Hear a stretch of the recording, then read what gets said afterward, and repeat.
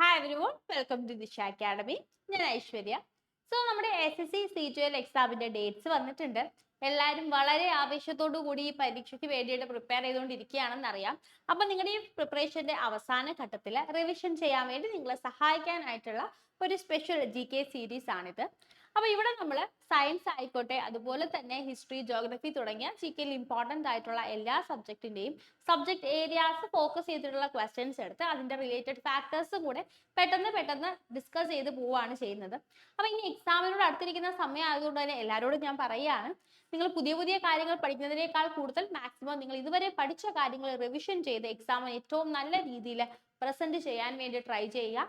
ഇനിയുള്ള സമയത്തെങ്കിലും നിങ്ങൾ മാക്സിമം നിങ്ങളുടെ ഡിസ്ട്രാക്ഷൻസ് ഒക്കെ ഒഴിവാക്കിയിട്ട് ഏറ്റവും നല്ല രീതിയിൽ പഠിക്കാൻ വേണ്ടിയിട്ട് നോക്കുക. ഓക്കെ, സോ നമുക്ക് എന്തായാലും അധികം ലേറ്റ് ആക്കാതെ നമ്മുടെ ഫസ്റ്റ് ക്വസ്റ്റ്യനിലേക്ക് പോവാം. ഓരോ ക്വസ്റ്റിന് ശേഷവും നിങ്ങൾക്കൊരു 5 സെക്കൻഡ് സമയം ഞാൻ തരാം. ആ സമയത്തിനുള്ളിൽ നിങ്ങൾ ആൻസർ നിങ്ങൾക്ക് പറയാൻ പറ്റുന്നുണ്ടോ എന്ന് ട്രൈ ചെയ്ത് നോക്കുക. ആൻസർ ഒന്ന് ഓർത്ത് കണ്ടുപിടിക്കാൻ പറ്റുന്നുണ്ടോ എന്ന് ട്രൈ ചെയ്ത് നോക്കുക. അതിനുശേഷം നമുക്ക് ആ ക്വസ്റ്റ്യന്റെ ആൻസറും അതിന്റെ റിലേറ്റഡ് ഫാക്ടേഴ്സും നമുക്ക് ഡിസ്കസ് ചെയ്യാം. ഓരോ ക്വസ്റ്റ്യൻ കഴിയുമ്പോൾ ഞാൻ നിങ്ങൾക്ക് സ്ക്രീനിൽ നിന്ന് ജസ്റ്റ് ഒന്ന് മാറി തരാം. നിങ്ങൾ മാക്സിമം ആ ക്വസ്റ്റ്യൻസ് സ്ക്രീൻഷോട്ട് എടുത്ത് വെക്കുക. നിങ്ങൾക്ക് എന്താ പറയുക, ഇനി കുറച്ച് സമയം കൂടെ അല്ലേ ഉള്ളൂ. അപ്പോൾ നോട്ടൊക്കെ ചെയ്ത് പഠിക്കാൻ സമയമില്ലെങ്കിൽ പോലും ആ സ്ക്രീൻഷോട്ടുകളെങ്കിലും നോക്കി പഠിക്കാൻ വേണ്ടിയിട്ട് നോക്കുക. അതുപോലെ തന്നെ നിങ്ങൾക്കൊരു 5 മിനിറ്റെങ്കിലും അവൈലബിൾ ആണ് എന്നുണ്ടെങ്കിൽ നിങ്ങൾ മാക്സിമം ചെറുതായിട്ട് ക്വസ്റ്റ്യൻ ഒന്നും എഴുതിയില്ലെങ്കിലും പോയിന്റ്സ്, മെയിൻ ആൻസറിന്റെ പോയിന്റ്സ് മാത്രമെങ്കിലും നിങ്ങൾ എഴുതി ഒരു പേപ്പറിൽ വെക്കുകയാണെങ്കിൽ നിങ്ങൾക്ക് റിവിഷൻ ചെയ്യാൻ വേണ്ടിയിട്ട് ഏറ്റവും യൂസ്ഫുൾ അതായിരിക്കും കേട്ടോ. സോ നമുക്ക് എന്തായാലും ഫസ്റ്റ് ക്വസ്റ്റ്യനിലേക്ക് പോകാൻ. നമ്മുടെ ക്വസ്റ്റ്യൻ ഇതാണ്: the rock cut temples of Mahabalipuram were built under which dynasty? Rock cut temples of Mahabalipuram were built under which dynasty? ഏത് ഡൈനാസ്റ്റിക്ക് കീഴിലാണ് മഹാബലിപുരത്തെ റോക്ക് കട്ട് ടെമ്പിൾസ് പണിതിട്ടുള്ളതെന്നാണ് നമ്മുടെ ഫസ്റ്റ് ക്വസ്റ്റ്യൻ. അപ്പൊ ഇതിന്റെ ആൻസർ നിങ്ങൾ പറയൂ. അപ്പൊ ഞാനൊരു കാര്യം ചോദിക്കട്ടെ, ഈ മഹാബലിപുരം എന്ന് പറയുന്നത് ഏത് സ്റ്റേറ്റിലാണെന്ന് നിങ്ങൾക്ക് അറിയാമോ? മഹാബലിപുരം എന്ന് പറയുന്നത് എവിടെയാണെന്ന് ചോദിച്ചാൽ നമുക്ക് പറയാൻ പറ്റണം തമിഴ്നാടിലാണ് കേട്ടോ. തമിഴ്നാടിലാണ് മഹാബലിപുരം എന്ന് പറയുന്ന സ്ഥലം വരുന്നത്. അപ്പൊ നിങ്ങൾ എന്തായാലും എത്രയും പെട്ടെന്ന് ഇതിന്റെ ആൻസർ പറഞ്ഞ് ഏത് ഡൈനാസ്റ്റിക്ക് കീഴിലാണ് Mahabalipuram rock cut temples പണിഞ്ഞത്?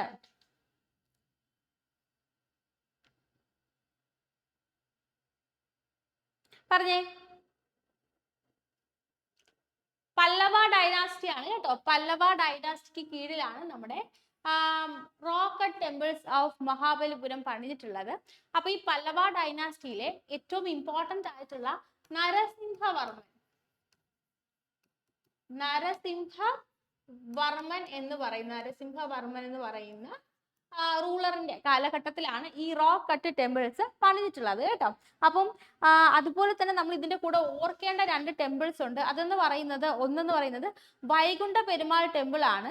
Okay, അപ്പൊ ഈ വൈകുണ്ഠ പെരുമാൾ ടെമ്പിൾ എന്ന് പറയുന്നതും നമ്മുടെ പല്ലവ ഡൈനാസ്റ്റിക്ക് കീഴിൽ തന്നെ പണിഞ്ഞ ടെമ്പിൾ ആണ് കേട്ടോ. വൈകുണ്ഠ പെരുമാൾ ടെമ്പിൾ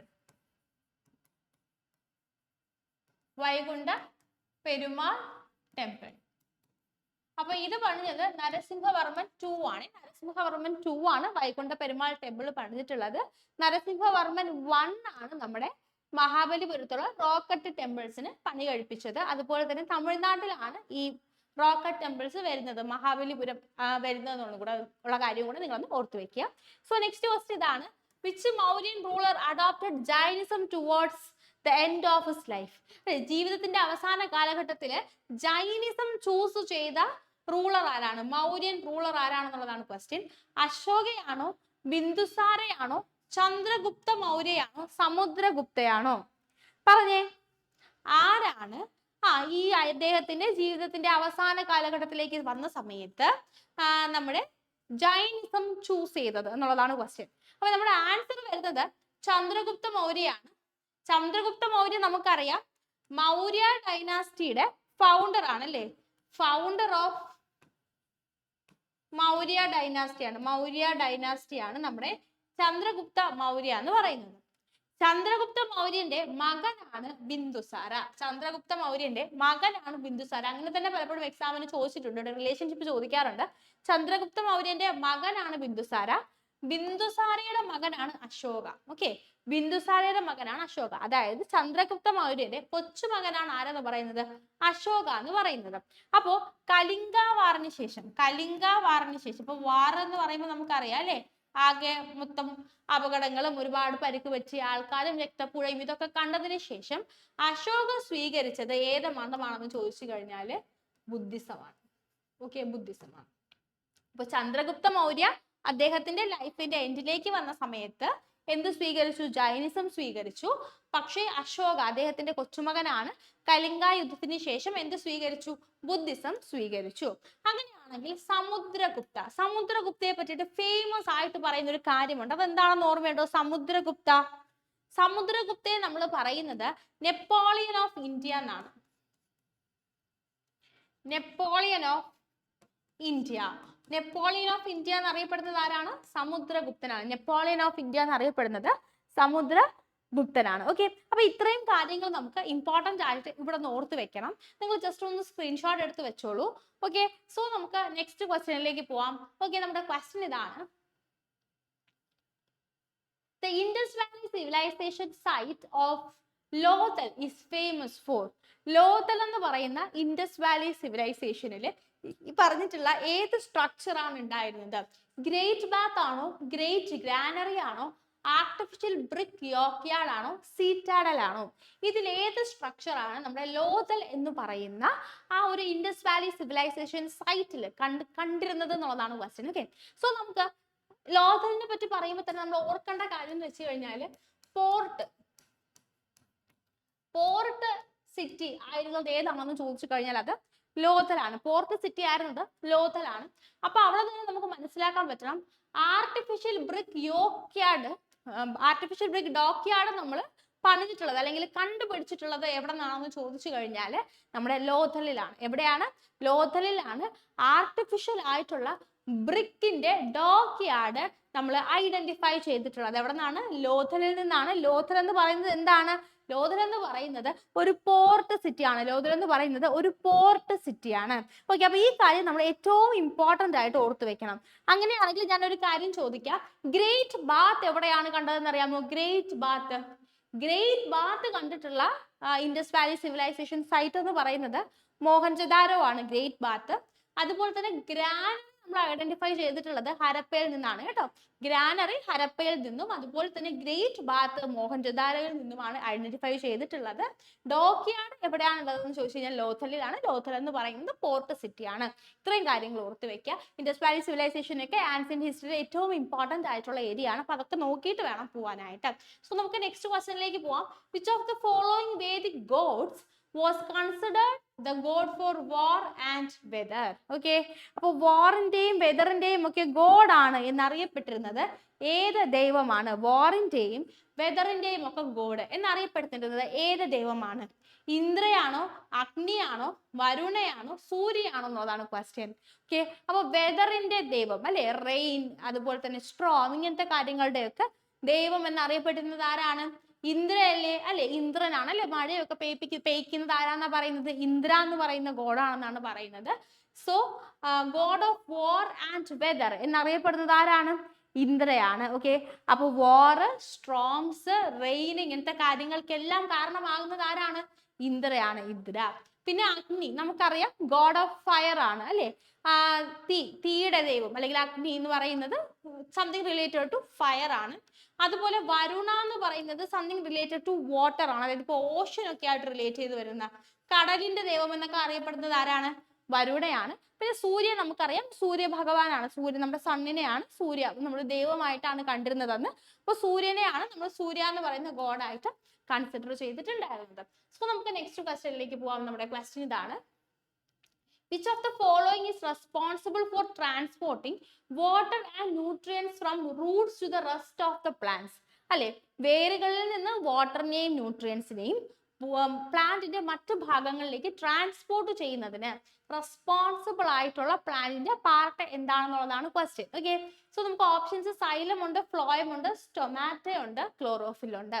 ഓക്കെ, അപ്പൊ ഈ 4 ഭാഗങ്ങള് നിങ്ങൾ പറഞ്ഞ് ഏത് ഭാഗമാണ് വാട്ടറും ന്യൂട്രിയൻസും പ്ലാന്റ് അബ്സോർബ് ചെയ്തിട്ട് പ്ലാന്റിന്റെ ലീഫിലേക്ക് കൊണ്ടുപോകുന്നതിന് സഹായിക്കുന്നത്? ഏത് ഭാഗമാണ്? നമുക്കറിയാം നമ്മുടെ ആൻസർ എന്ന് പറയുന്നത് എന്താണ്? നമ്മുടെ ആൻസർ എന്ന് പറയുന്നത് സൈലമാണ് അല്ലെ? സൈലമാണ്. അപ്പൊ സൈലം എന്താണ് ചെയ്യുന്നത്?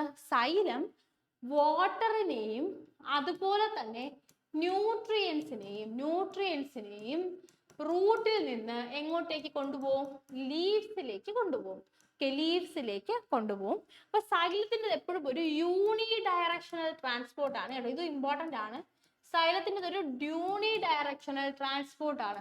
അതായത് വാട്ടറിനെയും മിനറൽസിനെയും എപ്പോഴും എന്ത് ചെയ്തു? ഇതൊരു മരമാണെങ്കിൽ ഈ മരത്തിന്റെ വേര് വഴി അബ്സോർബ് ചെയ്ത് മുകളിലേക്ക് കൊണ്ടുപോയി ലീഫുകളിൽ എത്തിക്കുന്നു. ഇത് മാത്രമാണ് സൈലത്തിന്റെ ഫംഗ്ഷൻ. അപ്പൊ സൈലത്തിൽ എപ്പോഴും നമുക്ക് കാണാൻ പറ്റുന്നത് ഒരു യൂണി ഡയറക്ഷണൽ ട്രാൻസ്പോർട്ട് ആണ്. രണ്ടാമത്തെ ഓപ്ഷൻ വരുന്നത് ഫ്ലോയം ആണ്. അപ്പൊ ഫ്ലോയം എന്ന് പറയുന്നത് ഈ സൈലം കൊണ്ടുചെല്ലുന്ന വാട്ടറും ന്യൂട്രിയൻസും മിനറൽസും കാർബൺ ഡയോക്സൈഡ് അല്ലാതെ പ്ലാന്റിന് കിട്ടുന്നതും സൺലൈറ്റും ഒക്കെ ഉപയോഗിച്ചിട്ട് പ്ലാന്റ് എന്ത് ചെയ്യുന്നുണ്ട്? ഫുഡ് ഉണ്ടാക്കുന്നുണ്ട്. ഈ ഫുഡ് കാർബോഹൈഡ്രേറ്റ് സ്റ്റാർച്ചിന്റെ ഫോമിലൊക്കെ ആയിരിക്കും ഉണ്ടാക്കുന്നത്. അപ്പൊ ഈ ഫുഡിനെ പ്ലാന്റിന്റെ ഡിഫറെന്റ് പാർട്സിലേക്ക് കൊണ്ടുപോകുന്ന ആളാണ് ഫ്ലോയം. ഓക്കെ, അപ്പൊ പ്ലാന്റ് ഉണ്ടാക്കുന്ന ഫുഡിനെ പ്ലാന്റിന്റെ ഡിഫറെന്റ് പാർട്സിലേക്ക് ട്രാൻസ്പോർട്ട് ചെയ്യുന്ന ആളാണ് ആരെന്ന് പറയുന്നത്? ഫ്ലോയം എന്ന് പറയുന്നത്. അപ്പൊ ഫ്ലോയത്തിന്റെ കാര്യം നിങ്ങളൊന്ന് ആലോചിച്ച് നോക്കൂ. അപ്പൊ വേര് ന്യൂട്രിയൻസ് വലിച്ചെടുത്താലും വേരിന് എന്ത് കിട്ടുന്നില്ല? ഫുഡ് കിട്ടുന്നില്ല. അത് ലീഫ് ഉണ്ടാക്കിയിട്ട് തന്നെ കൊടുക്കണം.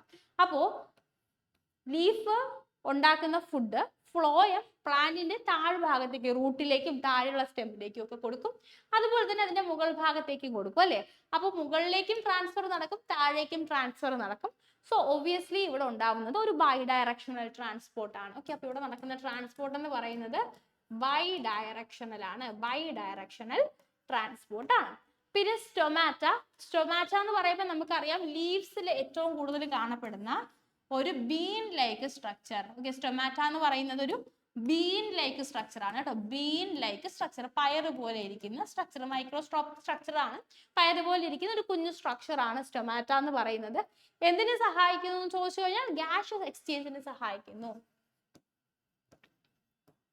ഗ്യാഷ്യസ് എക്സ്ചേഞ്ച്, കാർബൺ ഡയോക്സൈഡും ഓക്സിജനും ഒക്കെ അങ്ങോട്ടും ഇങ്ങോട്ടും ട്രാൻസ്ഫർ ചെയ്യാനൊക്കെ ആയിട്ട് സഹായിക്കുന്ന ഭാഗമാണ് ആരെന്ന് പറയുന്നത്? സ്റ്റൊമാറ്റ എന്ന് പറയുന്നത്. പിന്നെ അവസാനത്തേത് ക്ലോറോഫിൽ ആണ്. നമുക്കറിയാം ഹരിതകം ഫോട്ടോസിന്തസിസിന് വേണ്ടിയിട്ട് അല്ലെങ്കിൽ പ്രകാശ സംശ്ലേഷണം നടത്താൻ വേണ്ടി നമ്മളെ സഹായിക്കുന്ന ഭാഗമാണ് chlorophyll. So next question, the power house of cell. Power house of cell എന്ന് അറിയപ്പെടുന്ന സെല്ലിന്റെ ഭാഗം ഏതാണ്? പവർ ഹൗസ് ഓഫ് സെൽ എന്ന് അറിയപ്പെടുന്ന സെല്ലിന്റെ ഭാഗം ഏതാണ്? വളരെ എളുപ്പമുള്ള ക്വസ്റ്റ്യൻ ആണ് അല്ലേ. ഏതാണ്? മൈറ്റോകോൺട്രിയ ആണ്. Mitochondria power house of cell. Ribosomes ആണ് പ്രോട്ടീൻ ഫാക്ടറി എന്ന് അറിയപ്പെടുന്നത്. പ്രോട്ടീൻ ഫാക്ടറി എന്ന് അറിയപ്പെടുന്നത് റൈബോസോംസ് ആണ്. ന്യൂക്ലിയസ് അറിയപ്പെടുന്നത് മാസ്റ്റർ ഓഫ് സെൽ എന്നാണ്. Master of cell. Golgi apparatus എന്താണെന്ന് അറിയപ്പെടുന്നതെന്ന് അറിയാമോ? Golgi apparatus. ഗോൾജി അപ്പാരറ്റസ് അറിയപ്പെടുന്നത് പോസ്റ്റ് ഓഫീസ് ഓഫ് സെല്ല് അല്ലാന്നുണ്ടെങ്കിൽ പോസ്റ്റ് മാൻ ഓഫ് സെൽ എന്നൊക്കെയാണ്. കാരണം നമ്മൾ സബ്സ്റ്റൻസ് പാക്കേജ് ചെയ്യുന്നതും ട്രാൻസ്പോർട്ട് ചെയ്യുന്നതും ഒക്കെ ആരാണ്? ഗോൾജി അപ്പാരറ്റസ് ആണ്. അപ്പൊ പോസ്റ്റ് മാൻ ഓഫ് സെൽ അല്ലെങ്കിൽ പോസ്റ്റ് ഓഫീസ് ഓഫ് സെല്ല് ഇങ്ങനത്തെ ഒരു വാക്കുകളൊക്കെ വരുന്നത് ആർക്ക് വേണ്ടിയിട്ടാണ്? ഗോൾജി അപ്പാരറ്റസിന് വേണ്ടിയിട്ടാണ്. ഗോൾജി അപ്പാരറ്റസിന് വേണ്ടിയിട്ടാണ്. സോ നമുക്ക് നെക്സ്റ്റ് ക്വസ്റ്റ്യനിലേക്ക് പോവാം. നമ്മുടെ ക്വസ്റ്റ്യൻ ഇതാണ്, ദ അർത്ഥശാസ്ത്ര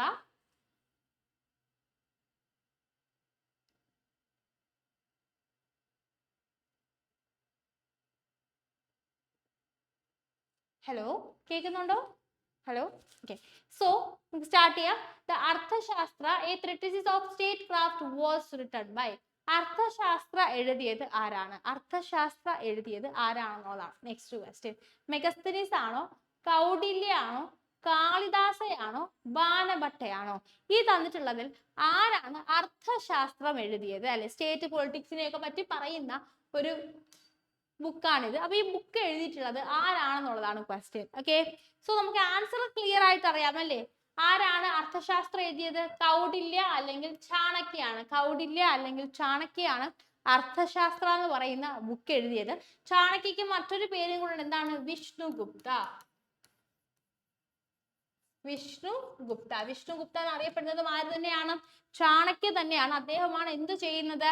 അർത്ഥശാസ്ത്ര എന്ന് പറയുന്ന ബുക്ക് എഴുതിയത്. അങ്ങനെയാണെങ്കിൽ ഞാൻ ചോദിക്കട്ടെ, മെഗസ്തനീസ്. മെഗസ്തനീസ് എന്ന് പറയുന്നത് ആരാണ്? മെഗസ്തനീസ് എന്ന് പറയുന്നത് ഒരു ഗ്രീക്ക് അംബാസിഡർ ആണ്. ഒരു ഗ്രീക്ക് അംബാസിഡർ ആണ്. അദ്ദേഹം എഴുതിയ ഫേമസ് ആയിട്ടുള്ള ബുക്കാണ് ഇൻഡിക്ക. ഓക്കെ, അദ്ദേഹം എഴുതിയ ഫേമസ് ആയിട്ടുള്ള ബുക്കാണ് ഇത്, ഇൻഡിക്ക. അപ്പൊ നിങ്ങൾ ചോദിക്കും, ആരുടെ ഒരു കോർട്ടിലേക്കാണ് നമ്മുടെ മെഗസ്തനീസ് വന്നത്. ഓക്കെ, ആരുടെ കോർട്ടാണ് മെഗസ്തനീസ് വിസിറ്റ് ചെയ്തതെന്ന് ചോദിച്ചു കഴിഞ്ഞാൽ നമുക്ക് ആൻസർ പറയാൻ പറ്റണം. മൗര്യ സാമ്രാജ്യത്തിന്റെ ഭാഗമായിട്ടുള്ള അല്ലെങ്കിൽ ഫൗണ്ടർ ആയിട്ടുള്ള ചന്ദ്രഗുപ്ത മൗര്യ. ചന്ദ്രഗുപ്ത മൗര്യയുടെ കോർട്ട് വിസിറ്റ് ചെയ്ത ആളാണ് മെഗസ്തനീസ്. അദ്ദേഹം അവിടെ താമസിച്ച് മൗര്യ ഡൈനാസ്റ്റിയെ പറ്റിയിട്ട് വളരെ ഫേമസ് ആയിട്ടുള്ള ഒരു ബുക്ക് എഴുതിയിട്ടുണ്ട്. ആ ബുക്കിന്റെ പേരാണ് ഇന്ത്യക്ക എന്ന് പറയുന്നത്. അങ്ങനെയാണെങ്കിൽ കാളിദാസയുടെ ഫേമസ് ആയിട്ടുള്ള രചനകൾ ഏതൊക്കെയാണ്? വളരെ ഫേമസ് ആയിട്ടുള്ള ഒരുപാട് ബുക്കുകൾ എഴുതിയ ഒരാളാണ് നമ്മുടെ കാളിദാസ എന്ന് പറയുന്നത്. അപ്പൊ അദ്ദേഹം എഴുതിയ ബുക്കുകൾ ഏതൊക്കെയാണെന്ന് പറഞ്ഞേ. കാളിദാസ എഴുതിയ ബുക്കുകൾ നമുക്കറിയാമായിരിക്കും, ഒരു 2-3 എങ്കിലും അറിയായിരിക്കും. കുമാരസംഭവം അറിയായിരിക്കും അല്ലെ? കുമാരസംഭവം ഉണ്ട്, അതുപോലെ തന്നെ രഘുവംശമുണ്ട്. അപ്പൊ കുമാരസംഭവം, രഘുവംശം, അതുപോലെ തന്നെ എന്താ പറയാ, അഭിജ്ഞാന ശാകുന്തളം അല്ലെ? ഈ ബുക്കുകൾ എല്ലാം എഴുതിയത് ആരാണ്? കാളിദാസയാണ്. അഭിജ്ഞാന ശാകുന്തളം, രഘുവംശം, കുമാരസംഭവം ഇതെല്ലാം എഴുതിയ ആള് കാളിദാസയാണ്. അടുത്തത് ബാണഭട്ടയെ പറ്റി നിങ്ങൾ കേട്ടിട്ടുണ്ടോ? ബാണഭട്ട ആരുടെ കോർട്ടിലുണ്ടായിരുന്ന ആളാണ് ബാണഭട്ട എന്ന് പറയുന്നത് നമ്മുടെ ഫേമസ് ആയിട്ടുള്ള ഹർഷവർദ്ധനയുടെ കോർട്ടിലുണ്ടായിരുന്ന ആളാണ്. ഓക്കെ, ബാണഭട്ട എന്ന് പറയുന്നത് ഹർഷവർദ്ധനയുടെ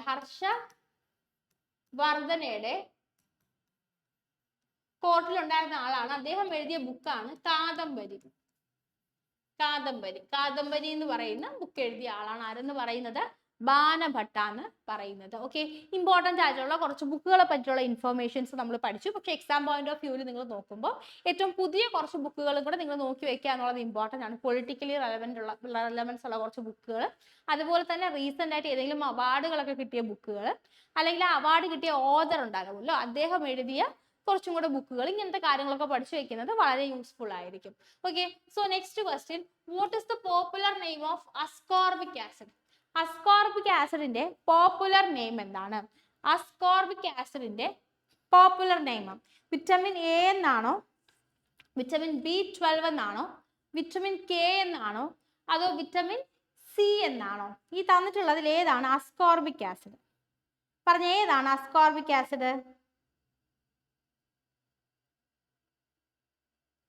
അസ്കോർബിക് ആസിഡ് വിറ്റമിൻ എ ആണോ, B12 ആണോ, കെ ആണോ, സി ആണോ? അസ്കോർബിക് ആസിഡ് എന്ന് പറയുന്നത് നമുക്കറിയാം വിറ്റമിൻ സി ആണ് കേട്ടോ. അസ്കോർബിക് ആസിഡ് എന്ന് പറയുന്നത് വിറ്റമിൻ സി ആണ്. അങ്ങനെയാണെങ്കിൽ വിറ്റമിൻ എ എന്ന് പറയുന്നത് എന്താണ്? റെറ്റിനോൾ ആണ്. Vitamin A. അങ്ങനെയാണെങ്കിൽ വിറ്റമിൻ ബി എന്താണ്? വിറ്റമിൻ ബി എന്ന് പറയുന്നത് കൊബാലമീൻ ആണ്. വിറ്റമിൻ ബി എന്ന് പറയുന്നത് നമുക്കറിയാം ഒരു ബി കോംപ്ലക്സ് എന്നുള്ള ഫോമിൽ B1, B2, B3, B6, B12 അങ്ങനെ പല ഫോമിൽ വരുന്നുണ്ട്. അതിനകത്ത് B12 ആണ് നമുക്ക് ഇവിടെ തന്നിട്ടുള്ളത്. അത് കൊബാലമീൻ ആണ്. ഓക്കെ, ഇനി വിറ്റമിൻ കെ ഉണ്ട്. വിറ്റമിൻ കെ പറ്റി കേട്ടിട്ടുണ്ടോ? വിറ്റമിൻ കെ എന്ന് പറയുന്നത് ഫില്ലോക്വിനോൺ ആണ്. ഫില്ലോക്വിനോൺ എന്ന് പറയുന്നത് ഒരു ക്വിനോൺ കോംപ്ലക്സ് ആണ് വിറ്റമിൻ കെ എന്ന് പറയുന്നത്. വിറ്റമിൻ സി നമ്മൾ ഓൾറെഡി ഡിസ്കസ് ചെയ്ത് കഴിഞ്ഞു, അസ്കോർബിക് ആസിഡ് ആണ്. ഓക്കെ, അങ്ങനെയാണെങ്കിൽ ഞാൻ ചോദിക്കട്ടെ, മനുഷ്യ ശരീരത്തിന് ഫുഡിൽ നിന്നല്ലാതെ സ്വന്തമായിട്ട് പ്രൊഡ്യൂസ് ചെയ്യാൻ പറ്റുന്ന വിറ്റമിൻ ഏതാണ്? ഫുഡിൽ നിന്ന് കിട്ടണം എന്ന് നിർബന്ധമില്ലാതെ സ്വന്തമായിട്ട് പ്രൊഡ്യൂസ് ചെയ്യാൻ പറ്റുന്ന ഒരേ ഒരു വിറ്റമിനേ ഉള്ളൂ. അത് ഏതാണെന്ന് ചോദിച്ചു കഴിഞ്ഞാൽ വിറ്റമിൻ ഡി ആണ് കേട്ടോ. വിറ്റമിൻ ഡി ആണ്. സോ നെക്സ്റ്റ് ക്വസ്റ്റ്യനിലേക്ക് നമുക്ക് പോവാം. നമ്മുടെ ക്വസ്റ്റ്യൻ ഇതാണ്, which of the following has the least frequency? തന്നിട്ടുള്ളതിൽ ഏത് റേഡിയേഷൻ ആണ് ഏറ്റവും കുറവ് ഫ്രീക്വൻസി ഉള്ളത്? ഇപ്പോൾ ഓപ്ഷൻസ് എന്ന് പറയുന്നത് വിസിബിൾ ലൈറ്റ് ഉണ്ട്, എക്സ്റേസ് ഉണ്ട്, റേഡിയോ വേവ്സ് ഉണ്ട്, അതുപോലെ തന്നെ ഗാമ റേസ് ഉണ്ട്. ഓക്കെ, അപ്പൊ ഏതൊക്കെയാണ്? വിസിബിൾ ലൈറ്റ് ഉണ്ട്, എക്സ്റേസ് ഉണ്ട്, റേഡിയോ വേവ്സ് ഉണ്ട്, ഗാമ റേസ് ഉണ്ട്. ഈ തന്നിട്ടുള്ളതിൽ ഏത് വേവ്സിനാണ് ലീസ്റ്റ് ഫ്രീക്വൻസി ഉള്ളതെന്നാണ് question. Okay, so least frequency എന്ന് പറയുമ്പോൾ മോർ വേവ് ലെങ്ത് ആയിരിക്കും. ഫ്രീക്വൻസിയും വേവ് ലെങ്തും ഇൻവേഴ്സ്ലി പ്രൊപ്പോർഷണൽ ആണ്. അപ്പൊ ഏറ്റവും കൂടുതൽ വേവ് ലെങ്ത് ഉള്ള ഇലക്ട്രോമാഗ്നറ്റിക് റേഡിയേഷൻ ഈ തന്നിട്ടുള്ളതിൽ ഏതാണെന്ന് ചോദിച്ചു കഴിഞ്ഞാൽ നമുക്ക് പറയാൻ പറ്റും റേഡിയോ വേവ്സ് ആണ് അല്ലേ? റേഡിയോ വേവ്സ് ആണ്. അങ്ങനെ പറയാൻ കാരണം എന്താണ്? റേഡിയോ വേവ്സ് ആണ് നമ്മൾ കമ്മ്യൂണിക്കേഷന് വേണ്ടിയിട്ട് ഉപയോഗിക്കുന്നത്. നമ്മൾ കമ്മ്യൂണിക്കേഷന് വേണ്ടി ഉപയോഗിക്കുന്നത് റേഡിയോ വേവ്സ് ആണ്. അപ്പോൾ മിനിമം ഫ്രീക്വൻസി ആണ്. Minimum frequency maximum wave length. Maximum wave length, minimum ഫ്രീക്വൻസിയും മാക്സിമം വേവ് ലെങ്തും വരുന്നത് ആർക്കാണ്? റേഡിയോ വേവ്സിന് വേണ്ടിയിട്ടാണ്. ഓക്കെ, മിനിമം ഫ്രീക്വൻസിയും മാക്സിമം വേവ് ലെങ്തും വരുന്നത് റേഡിയോ വേവ്സിനാണ്. അങ്ങനെയാണെങ്കിൽ ഞാൻ ചോദിക്കട്ടെ, ഇതിന്റെ ഒരു ഓർഡർ എങ്ങനെയാണ് വരുന്നതെന്ന് അറിയാമോ? ഓർഡർ വരുന്നത് നമ്മൾ നോക്കിക്കഴിഞ്ഞാൽ ഏറ്റവും വേവ് ലെങ്ത് വരുന്നത് റേഡിയോ വേവ്സിനാണ്, റേഡിയോ വേവ്സ്. ഓക്കെ, അത് കഴിഞ്ഞിട്ട് പിന്നെ വരുന്നത് മൈക്രോവേവ്സ് ആണ്, മൈക്രോവേവ്സ്. അത് കഴിഞ്ഞ് പിന്നെ IR വരും, പിന്നെ വിസിബിൾ വരും, പിന്നെ UV വരും. ഓക്കെ, അപ്പോൾ ആദ്യം റേഡിയോ വേവ്സ്, പിന്നെ മൈക്രോവേവ്സ്, പിന്നെ IR, പിന്നെ വിസിബിൾ, പിന്നെ UV. ഓക്കെ, അത് കഴിഞ്ഞിട്ട് പിന്നെ വരും നമ്മുടെ എക്സ്റേസ്, അത് കഴിഞ്ഞ് വരും gamma rays, gamma rays. Okay, അപ്പോ ഇവിടെ നിന്ന് ഇങ്ങോട്ടേക്ക് പോകും തോറും ഫ്രീക്വൻസി കൂടി വരും, ഫ്രീക്വൻസി കൂടി വരും, വേവ് ലെങ്ത് കുറഞ്ഞു വരും, വേവ് ലെങ്ത് കുറഞ്ഞു വരും കേട്ടോ. ഇവിടെ നിന്ന് ഇങ്ങോട്ടേക്ക് പോകുന്നതോറും ഫ്രീക്വൻസി കൂടും, വേവ് ലെങ്ത് കുറയും. ഓർഡർ ഇതാണ്. ഇതിൽ ഏത് ലൈറ്റ് വേണമെങ്കിലും നിങ്ങളോട് ചോദിക്കാനുള്ള സാധ്യതയുണ്ട്. ഓക്കെ, സോ നമുക്ക് നെക്സ്റ്റ് ക്വസ്റ്റ്യനിലേക്ക് പോയാലോ. Next question, the solar Eclipse occurs when. എപ്പോഴാണ് സൂര്യഗ്രഹണം അല്ലെങ്കിൽ സോളാർ എക്ലിപ്സ് ഉണ്ടാവുന്നതാണ് ക്വസ്റ്റ്യൻ. എപ്പോഴാണ് ഉണ്ടാവുന്നത്? നമ്മുടെ എർത്ത് അല്ലെ, എർത്തിന് തൊട്ട് നടുക്കായിട്ട്, അതായത് എർത്ത്, സണ്ണ്, ഇവരുടെ നടുക്ക് മൂൺ വരുമ്പോ അല്ലെ, ഇവരുടെ നടുക്ക് മൂണ് വരുന്ന സമയത്താണ് എന്ത് സംഭവിക്കുന്നത്? സോളാർ എക്ലിപ്സ് നടക്കുന്നത് അല്ലെ. അപ്പൊ ഇവരുടെ നടുക്ക് മൂണ് വരുന്ന സമയത്താണ് സോളാർ എക്ലിപ്സ് നടക്കുന്നത്. So moon comes between sun and the earth. Moon സണ്ണിന്റെയും എർത്തിന്റെയും നടുക്ക് വരുമ്പോൾ, ഓപ്ഷൻ സി ആണ് ആൻസർ. മൂണ് സണ്ണിന്റെയും എർത്തിന്റെയും നടുക്ക് വരുന്ന സമയത്താണ് എന്ത് സംഭവിക്കുന്നത്? സോളാർ എക്ലിപ്സ് നടക്കുന്നത്. സോ നമുക്ക് നമ്മുടെ നെക്സ്റ്റ് ക്വസ്റ്റ്യനിലേക്ക് പോവാം. കാര്യങ്ങളെല്ലാം നോട്ട് ചെയ്ത് പോകണം കേട്ടോ. നെക്സ്റ്റ് ക്വസ്റ്റ്യൻ ഇതാണ്, the highest peak in the Aravalli ranges. Aravalli റേഞ്ചിലെ ഹയസ്റ്റ് പീക്ക് ഏതാണ്? ആരവല്ലി റേഞ്ചിലെ ഹയസ്റ്റ് പീക്ക് ഏതാണ്? ഓക്കെ, സോ ആരവല്ലി റേഞ്ചിലെ ഹയസ്റ്റ് പീക്ക് എന്ന് പറയുന്നത് ഗുരുശിഖർ ആണ് കേട്ടോ. ഗുരുശിഖർ ആണ് ആരവല്ലി റേഞ്ചിലെ ഹയസ്റ്റ് പീക്ക് എന്ന് പറയുന്നത്. അങ്ങനെയാണെങ്കിൽ നന്ദാദേവി എന്താണ്? നന്ദാദേവി, നന്ദാദേവി എന്ന് പറയുന്നത് ഇന്ത്യയിൽ മാത്രമായിട്ട്, കംപ്ലീറ്റ്ലി ഇന്ത്യയിൽ സിറ്റുവേറ്റ് ചെയ്യുന്ന ഹയസ്റ്റ് പീക്ക് ആണ്. കംപ്ലീറ്റ് ആയിട്ട് ഇന്ത്യയിൽ മാത്രം സിറ്റുവേറ്റ് ചെയ്യുന്ന ഹയസ്റ്റ് പീക്ക് ഏതാണെന്ന് ചോദിച്ചു കഴിഞ്ഞാൽ നന്ദാദേവിയാണ്. പക്ഷെ കാഞ്ചൻജംഗ എന്ന് പറയുന്നത് ഹയസ്റ്റ് പീക്ക് ആണ്, ഇന്ത്യയിലുള്ള ഹയസ്റ്റ് പീക്ക് ആണ്. പക്ഷെ അത് ഇന്ത്യയിൽ മാത്രമായിട്ടല്ല, ഇന്ത്യയിലും നേപ്പാളിലുമായിട്ടാണ് സ്ഥിതി ചെയ്യുന്നത്. അപ്പൊ കംപ്ലീറ്റ്ലി ഇന്ത്യയിൽ സ്ഥിതി ചെയ്യുന്ന ഹയസ്റ്റ് പീക്ക് ചോദിച്ചു കഴിഞ്ഞാൽ നന്ദാദേവിയാണ്. പക്ഷെ ഇന്ത്യയിലെ ഹയസ്റ്റ് പീക്ക് എന്ന് പറയുന്നത് കാഞ്ചൻജംഗയാണ്. കാരണം ഇന്ത്യയിലും നേപ്പാളിലുമായിട്ട് ആ ബോർഡറിലാണ് എന്ത് സ്ഥിതി ചെയ്യുന്നത്?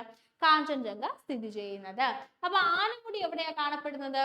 ആനമുടി എന്ന് പറയുന്നത് നമ്മുടെ വെസ്റ്റേൺ ഗാർഡ്സിൽ കാണപ്പെടുന്ന ഹയസ്റ്റ് പീക്ക് ആണ് കേട്ടോ. വെസ്റ്റേൺ ഗാർഡ്സിലെ ഹയസ്റ്റ് പീക്ക് ആണ് ആനമുടി എന്ന് പറയുന്നത്. സോ നമുക്ക് നെക്സ്റ്റ് ക്വസ്റ്റ്യനിലേക്ക് പോകാം. Which of the following type of soil is best suited four growing cotton? Cotton വളരാൻ വേണ്ടിയിട്ട് ഏറ്റവും നല്ല സോയിൽ ഏതാണ്? കോട്ടൺ വളരാൻ വേണ്ടിയിട്ട് ഏറ്റവും നല്ല സോയിൽ ഏത് സോയിലാണ്? കോട്ടൺ വളരാൻ വേണ്ടി ഏറ്റവും നല്ല സോയില് ഏതാണ്? നമുക്കറിയാം അല്ലെ, കറുത്ത മണ്ണാണ്, ബ്ലാക്ക് സോയിൽ അല്ലെങ്കിൽ റിഗർ സോയിൽ എന്ന് പറയുന്ന സോയിലാണ് കോട്ടൺ വളരാൻ വേണ്ടിയിട്ട് ഏറ്റവും നല്ലതായിട്ടുള്ളത്. അങ്ങനെയാണെങ്കിൽ അലുവിയൽ സോയിൽ എന്ന് വെച്ച് കഴിഞ്ഞാൽ എന്താണ്? റിവർ ഒഴുകുന്ന കൂട്ടത്തിൽ അത് ഡെപ്പോസിറ്റ് ചെയ്യുന്ന അല്ലെ, മണ്ണിന്റെ ഒരു റിവർ ഒഴുകി വരുന്ന കൂട്ടത്തിൽ ആ റിവർ ഡെപ്പോസിറ്റ് ചെയ്യുന്ന ആ പുഴയുടെ കരയിലൊക്കെയുള്ള നല്ല സോയിലിനെയാണ് നമ്മൾ അലുവിയൽ സോയിൽ എന്ന് പറയുന്നത്. ഇന്ത്യയിലെ ഏറ്റവും കൂടുതൽ കാണപ്പെടുന്ന ഫെർട്ടൈൽ ആയിട്ടുള്ള സോയിൽ ഏതാണെന്ന് ചോദിച്ചു കഴിഞ്ഞാൽ അലുവിയൽ സോയിലാണ്. വളരെ ഫെർട്ടൈൽ ആയിട്ടുള്ള, കൃഷിക്കൊക്കെ അനുയോജ്യമായിട്ടുള്ള സോയിൽ തന്നെയാണ് ഫെർട്ടൈൽ സോയിൽ തന്നെയാണ് ഇതെന്ന് പറയുന്നത് അലുവിയൽ സോയിൽ എന്ന് പറയുന്നത്. പിന്നെ ഉള്ളത് റെഡ് സോയിൽ ആണ്. റെഡ് സോയിൽ അയൺ ഓക്സൈഡിന്റെ പ്രസൻസ് കൊണ്ടാണ് കേട്ടോ. അയൺ ഓക്സൈഡിന്റെ പ്രസൻസ് കൊണ്ടാണ് റെഡ് സോയിലിന് ആ റെഡ് കളർ കിട്ടുന്നത്. പിന്നെ ഉള്ളത് ലാറ്ററൈറ്റ് സോയിലാണ്. കമ്പാരിറ്റീവ്ലി അസിഡിക് ആയിട്ടുള്ള സോയിലാണിത്. കമ്പാരിറ്റീവ്ലി അസിഡിക് ആയിട്ടുള്ള സോയിലാണ് ലാറ്ററൈറ്റ് സോയിൽ. ഈ പറഞ്ഞതുപോലെ തന്നെ വളക്കൂറൊക്കെ കമ്പാരിറ്റീവ്ലി കുറഞ്ഞ, അത്ര ഫെർട്ടൈൽ അല്ലാത്ത സോയിലാണ് ലാറ്ററൈറ്റ് സോയിൽ എന്ന് പറയുന്നത്. ഓക്കെ, സോ നമുക്ക് നെക്സ്റ്റ് ക്വസ്റ്റ്യനിലേക്ക് പോവാം. ക്വസ്റ്റ്യൻ ഇതാണ്, which of the following is a disease caused by drinking contaminated water? Okay, contaminated ആയിട്ടുള്ള അല്ലെങ്കിൽ മോശം വെള്ളം, ഓക്കെ, മോശമായിട്ടുള്ള ഇൻഫെക്ഷ്യസ് ആയിട്ടുള്ള ആ വെള്ളം കുടിക്കുന്നത് കൊണ്ട് പകരുന്ന അസുഖം ഏതാണ്? ഇൻഫ്ലുവൻസ ആണോ, ട്യൂബർകുലോസിസ് ആണോ, കോളറയാണോ, മലേറിയയാണോ? ഓക്കെ, കണ്ടാമിനേറ്റഡ് ആയിട്ടുള്ള വെള്ളം കുടിക്കുന്നത് കൊണ്ട് ഉണ്ടാവുന്ന അസുഖം ഏതാണെന്നുള്ളതാണ് ക്വസ്റ്റ്യൻ. ഇൻഫ്ലുവൻസ ആണോ, ട്യൂബർകുലോസിസ് ആണോ, കോളറയാണോ, മലേറിയ ആണോ? ഓക്കെ, നമുക്കറിയാം കണ്ടാമിനേറ്റഡ് ആയിട്ടുള്ള വെള്ളം കുടിക്കുന്നത് കൊണ്ട് നമുക്ക് ഉണ്ടാവുന്ന അസുഖമാണ് കോളറ. ഓക്കെ, കോളറ എന്ന് പറയുന്നത് ഒരു ബാക്ടീരിയൽ ഡിസീസ് ആണ്, ഒരു ബാക്ടീരിയൽ ഡിസീസ് ആണ്. വിബ്രിയോ കോളറെ, വിബ്രിയോ കോളറ എന്ന് പറയുന്ന ഒരു ബാക്ടീരിയയുടെ ഇൻഫെക്ഷൻ കൊണ്ടാണ് നമുക്ക് എന്തുണ്ടാവുന്നത്, കോളറ എന്ന് പറയുന്ന അസുഖം ഉണ്ടാവുന്നത്. അങ്ങനെയാണെങ്കിൽ ഞാൻ ചോദിക്കട്ടെ, ഇൻഫ്ലുവൻസ, ഇൻഫ്ലുവൻസ എന്ത് ഡിസീസാണ്? ഇൻഫ്ലുവൻസ എന്ന് പറയുന്നത് എന്ത് ഡിസീസാണ്? ഇൻഫ്ലുവൻസ എന്ന് പറയുന്നത് ഒരു വൈറൽ ഡിസീസാണ് കേട്ടോ. ഇൻഫ്ലുവൻസ എന്ന് പറയുന്നത് ഒരു വൈറൽ ഡിസീസാണ്. അങ്ങനെയാണെങ്കിൽ ട്യൂബർകുലോസിസ്, ട്യൂബർകുലോസിസ് ട്യൂബർകുലോസിസ് ഉണ്ടാക്കുന്ന ജീവി ഏതാണ്, അല്ലെങ്കിൽ ട്യൂബർകുലോസിസ് ഉണ്ടാക്കുന്ന ആ ഒരു ഓർഗാനിസം ഏതാണെന്നാണ് നിങ്ങൾക്ക് തോന്നുന്നത്? ട്യൂബർകുലോസിസ്, ട്യൂബർകുലോസിസ് നമുക്കറിയാം അല്ലെ, എഗെയിൻ ഇതൊരു ബാക്ടീരിയൽ ഡിസീസ് ആണ്. മൈക്കോ ബാക്ടീരിയം ട്യൂബർകുലോസിസ് എന്ന് പറയുന്ന ബാക്ടീരിയ ആണ് ഈ അസുഖം നമുക്ക് ഉണ്ടാക്കുന്നത്. അപ്പോൾ മൈക്കോ ബാക്ടീരിയം ട്യൂബർകുലോസിസ് എന്ന് പറയുന്ന ഒരു ബാക്ടീരിയ ആണ് നമുക്ക് ട്യൂബർകുലോസിസ് ഉണ്ടാക്കുന്നത്. അങ്ങനെയാണെങ്കിൽ മലേറിയ, മലേറിയ മലേറിയ എന്ന് പറയുന്ന അസുഖം പകരാൻ കാരണം ആരാണ്? മലേറിയ എന്ന് പറയുന്ന അസുഖം പരത്തുന്നത് ആരാണ്? മൊസ്കിറ്റോ ആണല്ലേ. ഏത് മൊസ്കിറ്റോ ആണ് മലേറിയ എന്ന് പറയുന്ന അസുഖം പരത്തുന്നത് അറിയാമോ? ഏത് മൊസ്കിറ്റോ ആണ്? അനോഫിലസ് അല്ലേ, അല്ലെ? മലേറിയ എന്ന് പറയുന്ന അസുഖം പരത്തുന്നത് അനോഫിലസ്, അനോഫിലസ് മൊസ്കിറ്റോ ആണ്, മൊസ്കിറ്റോ. ഓക്കെ, സോ നോട്ട് എഴുതി എടുക്കാത്തവർ പെട്ടെന്ന് സ്ക്രീൻഷോട്ട് എടുത്ത് വെക്കണം. എടുത്ത് വെച്ചാൽ മാത്രം പോരാ, ജസ്റ്റ് ഒന്ന് വിസിറ്റ് ചെയ്യണം. പറ്റുന്നവർ മാക്സിമം ക്ലാസ് കാണുന്ന കൂട്ടത്തിൽ തന്നെ ജസ്റ്റ് നോട്ട് ചെയ്തും കൂടെ പോകണം. Okay, so next question, the unit of power of A lens, ലെൻസിന്റെ പവറിന്റെ യൂണിറ്റ്. നമുക്കറിയാം ലെൻസിന്റെ പവറിന്റെ യൂണിറ്റ് എന്ന് പറയുന്നത് എന്താണ്? ഡയോപ്റ്റർ ആണ്, ഡയോപ്റ്റർ അല്ലേ, ഡയോപ്റ്റർ. അങ്ങനെയാണെങ്കിൽ ജൂള്, ജൂള് ഹീറ്റിന്റെയും അതുപോലെ തന്നെ വർക്കിന്റെയും യൂണിറ്റ് ആണ്. ഓക്കെ, ഹീറ്റിന്റെയും വർക്കിന്റെയും യൂണിറ്റ് എന്ത് തന്നെയാണ്? ജൂള് തന്നെയാണ് അല്ലെ. ഹീറ്റിന്റെയും വർക്കിന്റെയും യൂണിറ്റ് ജൂള് തന്നെയാണ്. ഓക്കെ, അതുപോലെ തന്നെ എനർജിയുടെ യൂണിറ്റ്, എനർജിയുടെ യൂണിറ്റ് എന്താണ്? എനർജിയുടെ യൂണിറ്റ് ജൂളാണ്. അപ്പം നമ്മളോട് ചോദിക്കാറുണ്ട് പലപ്പോഴും, ഇങ്ങനെ റിപ്പീറ്റഡ് ആയിട്ട് തന്നെ ചോദിക്കാറുണ്ട്, അതായത് ഹീറ്റിന്റെ അതേ യൂണിറ്റ് വരുന്ന അല്ലെങ്കിൽ വർക്കിന്റെ അതേ യൂണിറ്റ് വരുന്ന ക്വാണ്ടിറ്റി ഏതാണ് എന്നിങ്ങനെ ചോദിക്കാറുണ്ട് കേട്ടോ. അപ്പോൾ അത് ഏത് തന്നെയാണ്? ജൂളാണ് ആൻസർ വരുന്നത്, ജൂളാണ് ആൻസർ വരുന്നത്. അടുത്തത് നമ്മളോട് ചോദിക്കാനുള്ളത് എന്താണ്? വാട്ട്. വാട്ട് എന്ന് പറയുന്നത് നമുക്കറിയാം പവർ ആണ്. വാട്ട് എന്ന് പറയുന്നത് പവറിന്റെ യൂണിറ്റ് ആണ്. വാട്ട് എന്ന് പറയുന്നത് പവറിന്റെ യൂണിറ്റ് ആണ്. ന്യൂട്ടൺ എന്ന് പറയുന്നത് ഫോഴ്സിന്റെ യൂണിറ്റ് ആണ്. ന്യൂട്ടൺ എന്ന് പറയുന്നത് ഫോഴ്സിന്റെ യൂണിറ്റ് ആണ്. ഇതും കൂടെ ഓർക്കുക. ക്യാൻഡല, ക്യാൻഡല, ക്യാൻഡല എന്ന് പറയുന്നത് ലൈറ്റിന്റെ ഇന്റൻസിറ്റിയുടെ യൂണിറ്റ് ആണ് കേട്ടോ. അപ്പൊ ലൂമിനസ് ഇന്റൻസിറ്റി എന്ന് പറയും, ലൂമിനസ് ഇന്റൻസിറ്റി. പിന്നെ നമുക്ക് എല്ലാവർക്കും അറിയായിരിക്കും കറണ്ടിന്റെ യൂണിറ്റ് ആണ് ആംപിയർ. കറണ്ടിന്റെ യൂണിറ്റ് ആണ് ആംപിയർ, കറണ്ടിന്റെ യൂണിറ്റ് ആംപിയർ. ഓക്കെ, അപ്പൊ ജൂള്, ഹീറ്റ്, വർക്ക്, എനർജി ഇതിന്റെ ഒക്കെ യൂണിറ്റ് വരുന്നത് എന്ത് തന്നെയാണ്? ജൂള് തന്നെയാണ്. വാട്ട് പവർ ആണ്, ഫോഴ്സ് ന്യൂട്ടൺ ആണ്. അതുപോലെ തന്നെ ലെൻസിന്റെ പവർ നമ്മൾ എടുക്കുന്നത് ഡയോപ്റ്റർ എന്ന് പറയുന്ന യൂണിറ്റ് കൊണ്ടാണ്. ഓക്കെ, സോ നെക്സ്റ്റ് ക്വസ്റ്റ്യനിലേക്ക് പോകാം. ക്വസ്റ്റ്യൻ ഇതാണ്, the common name of the compound with the formula CH3CH2OH. അപ്പൊ രണ്ട് കാർബൺ ഉള്ള കോമ്പൗണ്ട്, രണ്ട് കാർബൺ ഉള്ള കോമ്പൗണ്ടിന് നമ്മൾ കൊടുക്കുന്ന പേര് എത്ത് വെച്ച് തുടങ്ങും, എത്ത് വെച്ച് കൊടുക്കും. ഓക്കെ, ഒരു കാർബൺ ആണെങ്കിൽ മെത്ത്, രണ്ടാണെങ്കിൽ എത്ത്, മൂന്നാണെങ്കിൽ പ്രൊപ്പ്, നാലാണെങ്കിൽ ബ്യൂട്ട്, അഞ്ച് പെഡ്, ആറ് ഹെക്സ്, ഏഴ് ഹെപ്റ്റ്, എട്ട് ഒക്ട്, 9 നോൺ, 10 ഡെക്ക്. ഈ രീതിയിലാണ് നെയിമിംഗ് പോകുന്നത്. അപ്പോൾ ഒരു കാർബൺ ആണെങ്കിൽ മെത്ത്, രണ്ട് കാർബൺ ആണെങ്കിൽ ഈ വെച്ച് തുടങ്ങും, മെത്ത്, മൂന്നാണെങ്കിൽ പ്രൊപ്പ് അല്ലെ, meth, eth, prop, but, pent, hex, hept, oct, non, dec. ഈ രീതിയിലാണ് നെയിമിങ് പോകുന്നത്. ഇവിടെ നമുക്ക് കാണാൻ പറ്റും 2 കാർബണാണുള്ളത്. അപ്പൊ എത്തിൽ തുടങ്ങുന്ന പേര് തന്നെയായിരിക്കും, എത്തിൽ തുടങ്ങുന്ന പേര് തന്നെയായിരിക്കും. So ethanol, ethanol. Okay, ethanol. അടുത്ത ബാക്കിയുള്ള കോമ്പൗണ്ട്സ് നമുക്ക് നോക്കാം. എഥനോള്, ഈ ഓൾ എന്ന് പറയുന്ന OH എന്ന് പറയുന്ന ഗ്രൂപ്പ് ആൽക്കഹോൾ ഗ്രൂപ്പാണ് കേട്ടോ. ഏത് ഗ്രൂപ്പാന്ന് ചോദിച്ചു കഴിഞ്ഞാൽ ആൽക്കഹോളിന്റെ ഗ്രൂപ്പാണ്. COH എന്ന് പറയുന്ന ഏത് ഗ്രൂപ്പാന്ന് ചോദിച്ചു കഴിഞ്ഞാൽ കാർബോക്സിലിക് ആസിഡ്, ആസിഡിക് ഗ്രൂപ്പാണ്. കാർബോക്സിലിക് ആസിഡിന്റെ ഗ്രൂപ്പാണ്. CHO എന്ന് പറയുന്നത് ആൽഡിഹൈഡിന്റെ ഗ്രൂപ്പാണ് കേട്ടോ, ആൽഡിഹൈഡിന്റെ ഗ്രൂപ്പാണ്. CO എന്ന് പറയുന്നത് കാർബണൈൽ ഗ്രൂപ്പാണ്, കാർബണൈൽ ഗ്രൂപ്പാണ്. ഓക്കെ, അപ്പം ഇതൊക്കെ നിങ്ങൾ ജസ്റ്റ് ഒന്ന് ഓർത്ത് വെക്കുക. ഇതിനകത്ത് തന്നെ മീഥേൻ, പ്രൊപ്പേൻ, ഈ ANയിൽ അവസാനിക്കുന്ന പേരുകൾ ആൽക്കേൻ ആണ്, ആൽക്കേൻസ് ആണ്. ഓക്കെ, ANയിൽ ഒരു പേര് അവസാനിക്കുകയാണെങ്കിൽ, ANയിൽ ഒരു പേര് അവസാനിക്കുകയാണെങ്കിൽ നിങ്ങൾ ഓർത്ത് വെച്ചോ, അത് സാച്ചുറേറ്റഡ് ഹൈഡ്രോ കാർബൺ ആയിരിക്കും. Saturated hydro carbon. അപ്പൊ നിങ്ങൾ ചോദിക്കും എന്താണ് saturated hydro carbon? Saturated hydro carbon എന്ന് പറയുമ്പോൾ ആ ഹൈഡ്രോ കാർബണിൽ സിംഗിൾ ബോണ്ട് മാത്രമേ കാണൂ. ഓക്കെ, ഡബിൾ ബോണ്ടോ ട്രിപ്പിൾ ബോണ്ടോ ഉള്ള ഹൈഡ്രോ കാർബൺസിനെ നമ്മൾ അൺസാച്ചുറേറ്റഡ് ഹൈഡ്രോ കാർബൺസ് എന്ന് വിളിക്കും. അതിൻ്റെയൊക്കെ പേര് അവസാനിക്കുന്നത് ENEയിലോ YNEയിലോ ആയിരിക്കും.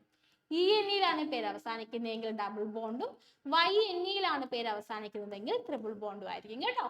ഇത് രണ്ടും അൺസാച്ചുറേറ്റഡ് ആണ്, അൺസാച്ചുറേറ്റഡ് ആണ്. പക്ഷെ സാച്ചുറേറ്റഡ് ഹൈഡ്രോ കാർബൺസ് അല്ലെങ്കിൽ സിംഗിൾ ബോണ്ട് ഉള്ള ഹൈഡ്രോ കാർബൺസിന്റെ പേര് അവസാനിക്കുന്നത് ഒരു ANE എന്ന് പറയുന്ന ടേം വെച്ചിട്ടായിരിക്കും. അപ്പോൾ ഇവർ രണ്ടുപേരും അൺസാച്ചുറേറ്റഡ് ആണ്, അൺസാച്ചുറേറ്റഡ് ആണ്. ഈ ഒരാൾ മാത്രം സാച്ചുറേറ്റഡ് ആണ്, സാച്ചുറേറ്റഡ് ആണ്. ഓക്കെ, സോ നമുക്ക് നെക്സ്റ്റ് ക്വസ്റ്റ്യനിലേക്ക് പോവാം.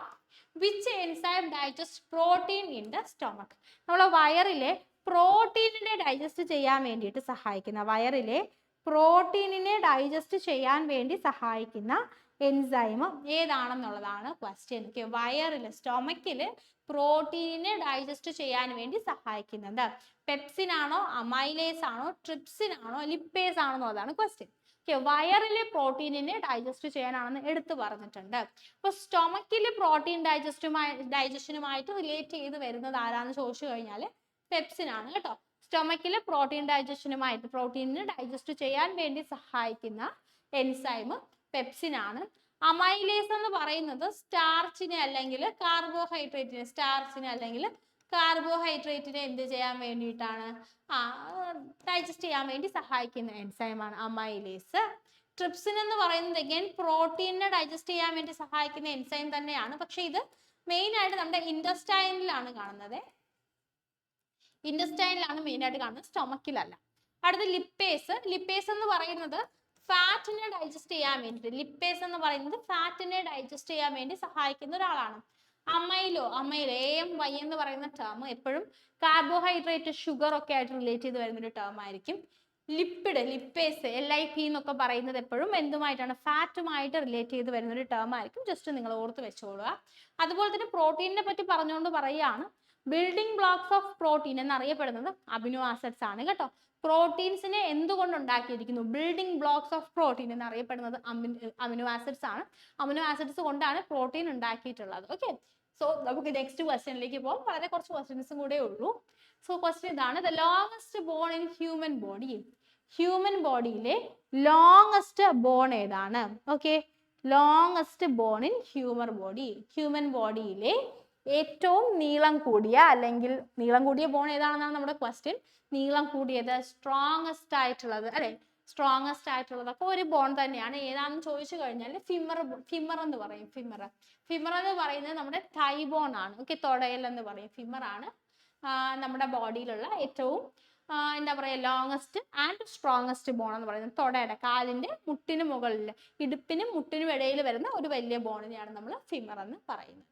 ഓക്കെ, ഹ്യൂമറസ് എന്ന് പറയുന്നത് നമ്മുടെ കൈയുടെ ബോൺ. അതാ ഇവിടെ ഈ ഒരു ഭാഗത്ത്, ഇത്ര ഭാഗത്തൊരു വലിയ ബോൺ ഉണ്ടല്ലോ, ഇത്ര നീളമുള്ള ഈ ബോണിനെയാണ് നമ്മൾ എന്ത് പറയുന്നത്, ഹ്യൂമറസ് എന്ന് പറയുന്നത്. പിന്നെ ടിബിയയും ഫിബുലയും. ടിബിയയും ഫിബുലയും നമ്മുടെ കാലിന്റെ തന്നെ നീ മുതല് നമ്മളെ കാലിന്റെ ടാർസൽസ് വരെ, അതായത് ആ കാലിന്റെ കണം എന്നൊക്കെ പറയില്ല, ആ ഭാഗം വരെയുള്ള 2 ബോണുകളുണ്ട്. ഈ ഭാഗത്ത് 2 ബോണുകളാണുള്ളത്. ഒന്ന് ടിബിയ, മറ്റേത് ഫിബുല. ഓക്കെ, അപ്പൊ കാലിലാണ് ഫിമർ, ടിബിയ, ഫിബുല 3ഉം കാണുന്നത്. ഫിമർ തുടയിലാണ്. തുടയ്ക്ക് താഴോട്ട് വരുന്ന ഭാഗത്ത് 2 എല്ലുകളുണ്ട്, അതാണ് ടിബിയയും ഫിബുലയും. ഹ്യൂമറസ് കൈയുടെ മുകളിൽ ഈ ഭാഗത്ത് വരുന്ന വലിയ അസ്ഥിയാണെന്ന് ഓർക്കുക. ഓക്കെ, സോ 18ാമത്തെ question, the great bath, a well known structure of Indus Valley Civilization is discovered. നമ്മൾ ഓൾറെഡി ഡിസ്കസ് ചെയ്തതാണ്. എവിടെയാണ് ഗ്രേറ്റ് ബാത്ത് കണ്ടുപിടിച്ചത്? ഗ്രേറ്റ് ബാത്ത് ഉണ്ടായിരുന്നത് എവിടെയായിരുന്നു? ഗ്രേറ്റ് ബാത്ത് ഉണ്ടായിരുന്നത് മോഹൻജൊദാരോയിലായിരുന്നു, നമുക്കറിയാം അല്ലേ. സോ നമുക്ക് നെക്സ്റ്റ് ക്വസ്റ്റ്യനിലേക്ക് പോകാം. നമ്മുടെ ക്വസ്റ്റ്യൻ ഇതാണ്. The second battle of Tarain was fought between. രണ്ടാം തറൈൻ യുദ്ധം, സെക്കൻഡ് ബാറ്റിൽ ഓഫ് തറൈൻ, ആരൊക്കെ തമ്മിലായിരുന്നു? അലക്സാണ്ടറും പോറസും തമ്മിലാണോ? ജയ്ചന്ദും മുഹമ്മദ് ഘോറിയും തമ്മിലാണോ? അതോ എന്താ പറയാ, അക്ബറും ഹെമുവും തമ്മിലാണോ? മുഹമ്മദ് ഘോറിയും പൃഥ്വിരാജ് ചൗഹാനും തമ്മിലാണോ എന്നുള്ളതാണ് നമ്മുടെ question. Second war of Tarain അല്ലെങ്കിൽ സെക്കൻഡ് ബാറ്റിൽ ഓഫ് തറൈൻ ഏത് വർഷമാണ് നടക്കുന്നത്? 1192 അല്ലെ, 1192 സെക്കൻഡ് ബാറ്റിൽ ഓഫ് തറൈൻ നടക്കുന്നത്. അപ്പൊ ഈ സെക്കൻഡ് ബാറ്റിൽ ഓഫ് തറൈൻ നടക്കുന്ന സമയത്ത് അല്ലെ ആരൊക്കെ തമ്മിലായിരുന്നു? മുഹമ്മദ് ഘോറിയും പൃഥ്വിരാജ് ചൗഹാനും തമ്മിൽ അല്ലെ. മുഹമ്മദ് ഘോറിയും പൃഥ്വിരാജ് ചൗഹാനും തമ്മിലാണ് സെക്കൻഡ് ബാറ്റിൽ ഓഫ് തറൈൻ നടക്കുന്നത്. ഈ ഒരു യുദ്ധത്തിന്റെ ഏറ്റവും വലിയ പ്രത്യേകത എന്താണെന്ന് വെച്ച് കഴിഞ്ഞാല്, ഈ യുദ്ധത്തില് പൃഥ്വിരാജ് ചൗഹാനെ മുഹമ്മദ് ഘോറി തോൽപ്പിക്കും. അങ്ങനെ തോൽപ്പിച്ചതിന് ശേഷം പൃഥ്വിരാജ് ചൗഹാനെ കൊന്നുകളയും. ഓക്കെ, അപ്പൊ പൃഥ്വിരാജ് ചൗഹാൻ മരിച്ചതിന് ശേഷം ഇന്ത്യയിൽ എന്ത് സംഭവിക്കും? മുസ്ലിം റൂളിങ് സ്റ്റാർട്ട് ചെയ്യും. അപ്പൊ ഇന്ത്യയിൽ മുസ്ലിം സുൽത്താൻ ഭരണം എന്ന് പറയില്ലേ, ഈ സുൽത്താൻ ഭരണം തുടങ്ങുന്നത് ഏത് വാറിന് ശേഷമാണ്? ഈ സെക്കൻഡ് ബാറ്റിൽ ഓഫ് തറൈന് ശേഷമാണ്. അപ്പൊ അതാണ് ഈ യുദ്ധത്തിന്റെ ഏറ്റവും വലിയ ഇമ്പോർട്ടൻസ് എന്ന് തന്നെ പറയുന്നത്. നോർത്ത് ഇന്ത്യയിൽ മുസ്ലിം റൂൾ എസ്റ്റാബ്ലിഷ് ചെയ്യുന്നത് ഈ 1192 സെക്കൻഡ് ബാറ്റിൽ ഓഫ് തറൈന് ശേഷമാണ്. ഓക്കെ, അങ്ങനെയാണെങ്കിൽ ഞാനൊരു കാര്യം ചോദിക്കട്ടെ, അലക്സാണ്ടറും പോറസും തമ്മിലുള്ള യുദ്ധം ഏതാണെന്ന് അറിയാമോ? ഏതാണ് അലക്സാണ്ടറും പോറസും തമ്മിലുള്ള യുദ്ധം? BC 326 നടക്കുന്ന യുദ്ധമാണ്. BC 326 ഏത് യുദ്ധമാണ്? ബാറ്റിൽ ഓഫ് ഹൈഡസ്പസ് അല്ലെ. ബാറ്റിൽ ഓഫ് ഹൈഡസ്പസ് എന്ന് പറയുന്ന യുദ്ധമാണ്. ആരൊക്കെ തമ്മിൽ നടക്കുന്നത്? അലക്സാണ്ടറും പോറസും തമ്മിൽ നടക്കുന്നത്. അപ്പൊ ഈ ബാറ്റിൽ ഓഫ് ഹൈഡസ്പസ് നടക്കുന്നത് ഏത് റിവറിന്റെ കരയിലാണെന്ന് ചോദിച്ചു കഴിഞ്ഞാൽ ഝലം റിവറിന്റെ ഷോറിലാണ്. ഝലം റിവറിന്റെ കരയിൽ വെച്ചിട്ടാണ് എന്ത് നടക്കുന്നത്? BC 326 അലക്സാണ്ടറും പോറസും തമ്മിൽ ബാറ്റിൽ ഓഫ് ഹൈഡസ്പസ് നടക്കുന്നത്. അങ്ങനെയാണെങ്കിൽ അടുത്ത് ജയ്ചന്ദും മുഹമ്മദ് ഘോറിയും തമ്മിലുള്ള യുദ്ധം ഏതാണ്? ബാറ്റിൽ ഓഫ് ചന്ദാവാർ അല്ലെ. ജയ്ചന്ദും മുഹമ്മദ് ഘോറിയും തമ്മിലുള്ള യുദ്ധമാണ് ബാറ്റിൽ ഓഫ് ചന്ദാവാർ നടക്കുന്നത് 1194 കേട്ടോ. ബാറ്റിൽ ഓഫ് ചന്ദാവാർ ആരൊക്കെ തമ്മിലാണ്? ജയ്ചന്ദും മുഹമ്മദ് ഘോറിയും തമ്മിലാണ്. 1194 ഈ യുദ്ധം നടക്കുന്നത്. അങ്ങനെയാണെങ്കിൽ അക്ബറും ഹെമുവും തമ്മിലുള്ള യുദ്ധം ഏതാണ്? അക്ബറും ഹെമുവും തമ്മിലുള്ള യുദ്ധമാണ് സെക്കൻഡ് ബാറ്റിൽ ഓഫ് പാനിപ്പട്ട് അല്ലെ. സെക്കൻഡ് ബാറ്റിൽ ഓഫ് പാനിപ്പട്ട് ആരൊക്കെ തമ്മിലാണ്? അക്ബറും ഹെമുവും തമ്മിൽ. വർഷം 1556 സെക്കൻഡ് ബാറ്റിൽ ഓഫ് പാനിപ്പട്ട് നടക്കുന്നത്. ആരൊക്കെ തമ്മിലാണ്? നമ്മുടെ അക്ബറും ഹെമുവും തമ്മിൽ. അപ്പൊ ഈ യുദ്ധത്തിൽ അക്ബർ വളരെ ചെറുതായിരുന്നു. ആ സമയത്ത് അക്ബറിനെ യുദ്ധം ജയിക്കാൻ വേണ്ടി അക്ബറിനെ സഹായിച്ചത് ആരാന്ന് ചോദിച്ചു കഴിഞ്ഞാൽ ബൈറം ഖാൻ എന്ന് പറയുന്ന അദ്ദേഹത്തിന്റെ ഒരു PA പോലത്തെ ആളായിരുന്നു. ഓക്കെ, സോ അടുത്ത 20ാമത്തെ question, who was the founder of Indian Home Rule League in 1916 along with Annie Besant? Okay, Indian Home Rule ലീഗിന്റെ ഫൗണ്ടർ ആരാണ്? ആനി ബസന്റിന്റെ കൂടെ എന്നുള്ളതാണ്. ബാൽ ഗംഗാധർ തിലകാണ് ആൻസർ. നമുക്ക് എല്ലാവർക്കും അറിയുന്ന ആൻസർ ആണ്. സോ ഒരു 20 ക്വസ്റ്റ്യൻസ് നമ്മൾ ഡിസ്കസ് ചെയ്തു. കൂടുതൽ ക്വസ്റ്റ്യൻസുമായിട്ട് നമുക്ക് വരുന്ന സെഷനിൽ കാണാം. നിങ്ങൾക്ക് ഏതെങ്കിലും ഏരിയാസ് ഫോക്കസ് ചെയ്തിട്ട് ഇനി ഫൈനൽ റിവിഷനോ കൂടുതൽ ക്വസ്റ്റ്യൻസ് ഡിസ്കസ് ചെയ്യേണ്ട ആവശ്യമൊക്കെ ഉണ്ടെന്നുണ്ടെങ്കിൽ നിങ്ങൾ കമന്റ് ചെയ്താൽ മതി. ഈ സെഷൻ നിങ്ങൾക്ക് ഹെൽപ്ഫുൾ ആയെന്ന് വിചാരിക്കുന്നു. Thank you so much. Happy learning. By.